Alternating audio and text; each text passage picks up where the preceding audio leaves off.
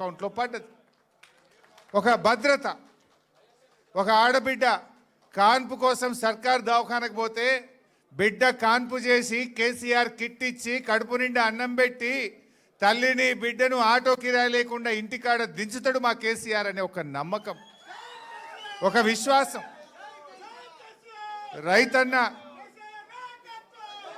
రాత్రి మోటార్ పెట్టి వస్తే పొద్దున వరకు 24 గంటలు నాణ్యమైన కరెంటు బరాబర్ వస్తుంది అని బాయికాడికి మళ్ళా పోకుండా చీకట్లో బాయికాడ పండవలసిన అవసరం లేకుండా 24 గంటల కరెంట్ ఇచ్చిన ఒక నమ్మకం కేసీఆర్ది. ఆడబిడ్డ పెళ్లి పెట్టుకుంటే నాకు ₹1,00,000 చెక్కు బరాబర్ టైం మీద వస్తుంది అనేటువంటి ఆడపిల్ల తల్లిలో ఒక ఆత్మగౌరవం, ఒక నమ్మకం ఉంటుండే. పిల్లల్ని గురుకుల పాఠశాలల్లో చదివిస్తే ఒక్కసారి ఎస్సీ ఎస్టీ బీసీ మైనార్టీ గురుకుల స్కూల్లో సీటు దొరికిందంటే 6 లక్షల మంది పిల్లల తల్లిదండ్రుల్లో నా బిడ్డ జీవితంలో వెలుతురు వస్తుందనే ఒక నమ్మకం ఆ రోజు కేసీఆర్ పాలనలో ప్రజలకు దొరికింది.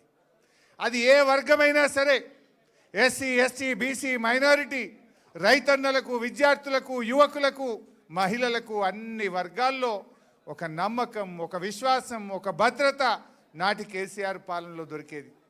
కానీ 2 ఏళ్ల పాలనలో ఏమైంది? అంతా ఆగమాగం, సగం సగం. ఏది నమ్మకం లేదు. వానకాలం పంట వస్తే ఎరువులు దొరుకుతాయో దొరకయో తెలియదు, చెప్పులు లైన్లో పెట్టే కాలం వచ్చింది. రైతు బంధు ఇగో ఫిబ్రవరి నెల వస్తున్నా ఇవాళకి రైతు బంధు వల్లే పడుతుందా పడదా ఏమవుతుందో ఎవడు చెప్పే దిక్కే లేదు ఈ గవర్నమెంట్లో.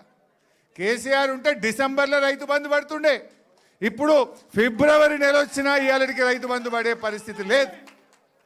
గురుకుల పాఠశాలల్లో పిల్లలు లేస్తే ఏ రాత్రి ఏం ఫోన్ వస్తుందో అని తల్లిదండ్రులు అరచేతిలో రాత్రిపూట ఫోన్ వస్తే భయపడే పరిస్థితి ఏర్పడ్డది. ఏడ విష ఆహారమో, ఎక్కడ పిల్లలకు వాంతులైనాయో, జ్వరమైందో, పిల్లలు దవాఖానలో పడ్డారు. రోజు ఏదో ఒక గురుకుల పాఠశాలల్లో పిల్లలు ఆసుపత్రుల పాలవుడు, ఎలకలు కొరుకుడు, కరెంటు షాక్ కొట్టుడు, కుక్కలు గరచుడు, ఇదే పని అయిపోయింది దవాఖానల పరిస్థితి. గురుకుల పాఠశాలల పరిస్థితి చూస్తే గవర్నమెంట్ దవాఖాన పోతే కేసీఆర్ కిట్టు లేదు, మందులు లేవు, అంతా మళ్ళీ నేను రాను బిడ్డో సర్కారు దవాఖానకు అనే పరిస్థితి ఇలా ప్రభుత్వ ఆసుపత్రుల్లో ఏర్పడ్డది. పిల్లల ఫీజు రియంబర్స్మెంట్ కేసీఆర్ గారు ఉండగా ప్రతి సంవత్సరం 20 లక్షల మంది పిల్లలకు, ఎస్సీ ఎస్టీ బీసీ మైనార్టీ పిల్లలకు సంవత్సరానికి 2,000 కోట్ల రూపాయలు ఫీజు రియంబర్స్మెంట్ పైసలు బరాబర్ ఇచ్చిండు కేసీఆర్.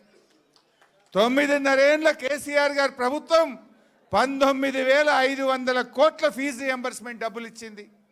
ఈ రేవంత్ వచ్చిన 2 ఏళ్లలో ₹1 కూడా ఫీజు రియంబర్స్మెంట్ వస్తలేదు. 20 లక్షల మంది పిల్లల చదువులు ఆగం చేసిండు. 20 లక్షల ఎస్సీ ఎస్టీ బీసీ పిల్లలకు ఫీజు రియంబర్స్మెంట్ రాక, కాలేజీలు సర్టిఫికెట్లు ఇయ్యక ఆ పిల్లల చదువులు మధ్యలో ఆగిపోయే పరిస్థితి ఏర్పడ్డది. అంటే మొత్తం ఒక అభద్రత, ఒక భయం.